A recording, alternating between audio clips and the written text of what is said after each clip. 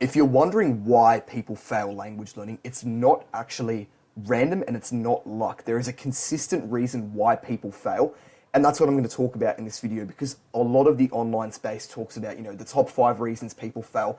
It's all for the same thing, and it's something that's so simple and so easy to navigate. It's actually a wonder why this doesn't get talked about more. So what is the secret? The secret is that you can't actually fail at learning a language. To fail at learning a language is basically to not achieve your goal. So if you set the goal of learning Italian, for example, and then you don't learn Italian, you would have failed at your goal. But you haven't failed as soon as you start learning Italian. If you set the goal of learning Italian and you begin learning Italian, you haven't actually failed like immediately because you don't know it.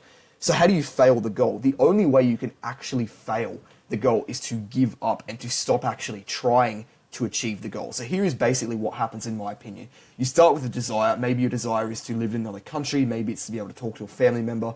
It could be anything. And then because of that desire, you form a goal, which is to learn a certain language to a certain level in a certain amount of time. And because of that goal, you have a system, so some kind of plan. You're going to study X, Y, and Z. You're going to do flashcards. You're going to do this and that every single week or every single day. Then because you have a system or a plan, you take action on it, so you start actually doing stuff, and then hopefully the action gives you results which contributes back towards your goal, if that makes sense. So like by action, I mean you do the flashcards or whatever task you set yourself, and because of that you become better at the language. That's the result. Here is what should happen. Here is unfortunately what actually happens. You don't get enough results. You don't get the results you thought you were going to get, so you perceive your progress in the language is slow, and what actually happens is that kills your motivation. So I'm sure this has happened to everyone. You've done flashcards or you've done something and you forget a bunch of words or you can't remember the words, and then you start getting demotivated because your perception of your results is so bad that it kills your motivation. And then of course what happens, as soon as your motivation dies, it starts killing your action. You stop actually doing things because it's uncomfortable, and then the pain of studying is basically greater than the gain. So what I mean by this is the pain of actually working when you don't particularly feel like it anymore is greater than the goal, and so you give up on the language. That is effectively what happens to give up. That is a secret to why people give up on foreign languages. The pain of studying when they don't feel like it is greater than their goal, and they perceive that the progress that they perceive themselves having is not good enough to continue going.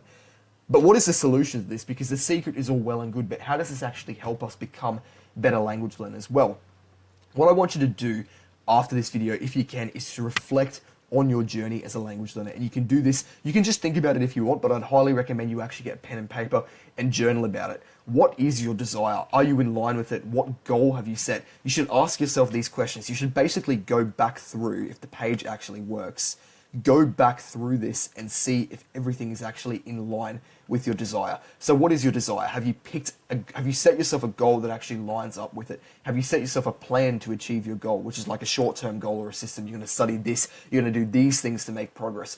Are you actually taking action on the things you said you're going to do?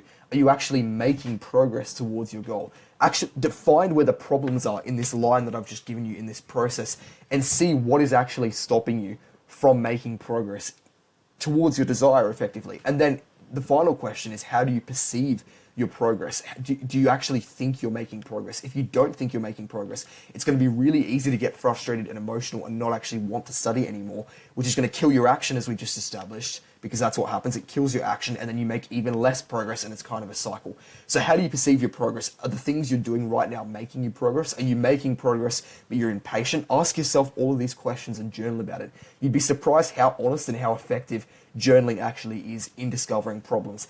And then what is your biggest problem? Do you get demotivated? Are you busy? Are you disorganized? Do you not know what to study? Find out what the actual biggest problem right now for you is and work on solving it. And I promise you, if you do everything I've just said, you couldn't not make progress in a foreign language. You just couldn't. So hopefully this video helped you guys. If you have any questions, feel free to comment down below. I've also got my Discord linked and my course in the description. Hit the subscribe button. Thank you for watching, and have a good one.